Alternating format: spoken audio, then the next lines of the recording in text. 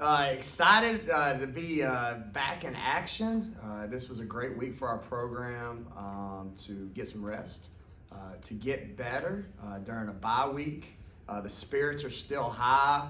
The SEC is an absolute beast. If you look at the scores last night throughout the country, from the bottom all the way to the top, it's 4-point games, 5-point games in the fourth quarter.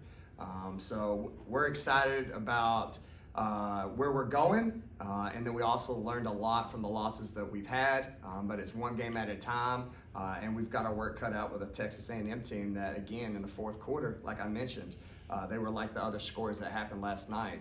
It's a battle all the way down to that last 2.5 minutes. Joni, I have a lot of respect for her program. She's had some injuries, but you know what? When you watch film on them, you can't tell. They play hard. She's a great coach. She has multiple defenses, so we've got our work cut out. We'll practice today and see if we can put a good game plan together and get ready for Sunday. Robbie, go ahead.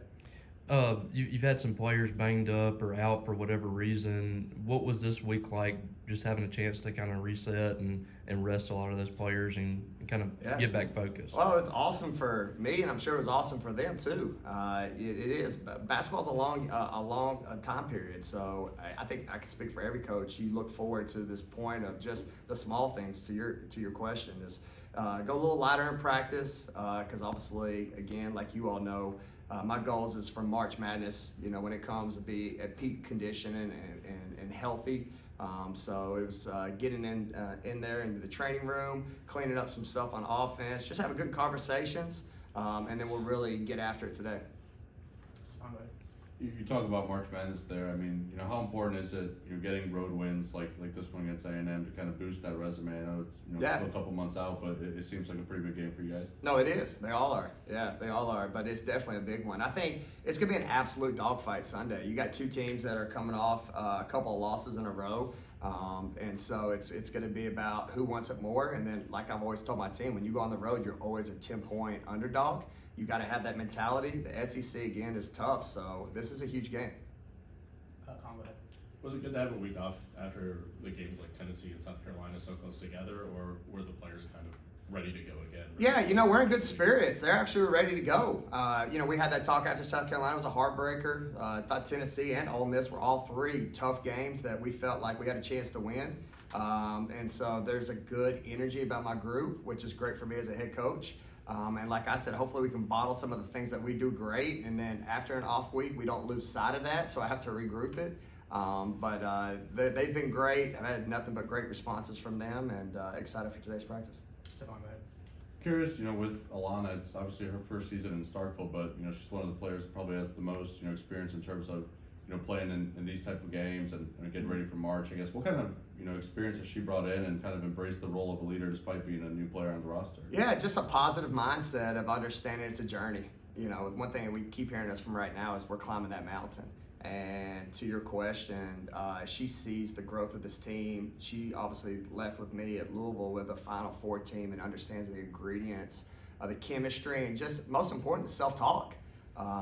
And keeping it together. So she's been huge. I've said it several times. I'm fortunate. I've got two great point guards, but even though she plays the wing, she's almost a third on the floor for us at times. So her role has been so huge for us and the success that we've had this year. Robbie, go ahead.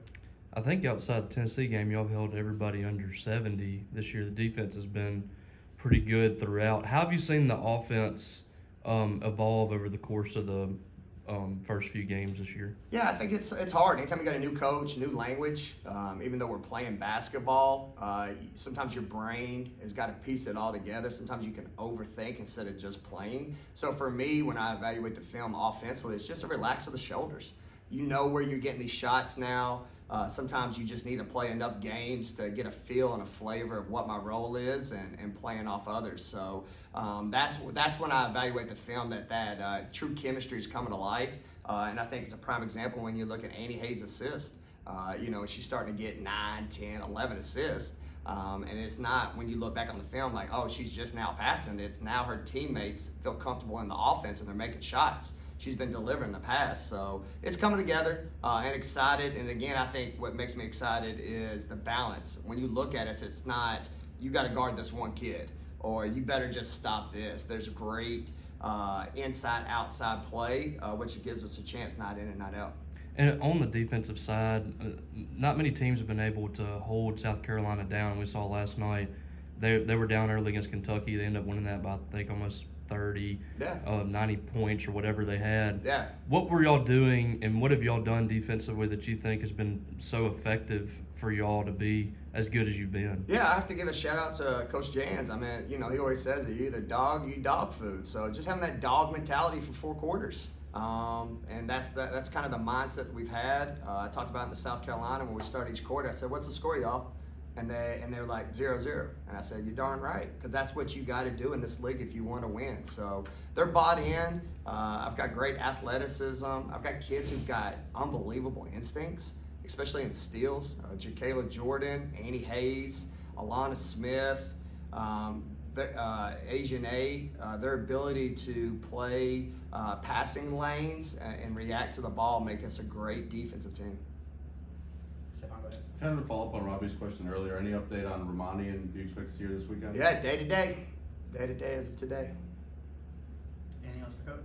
Colin, go ahead. Just real quick, I know there was the announcement yesterday that all 3 of your incoming recruits were named All-Americans. Can you talk a little bit about the talent you see coming in? Yeah, there were nominees of right now, so that's what happened, yes. But no, I'm excited about them. Again, in my first class, for them to believe in this program.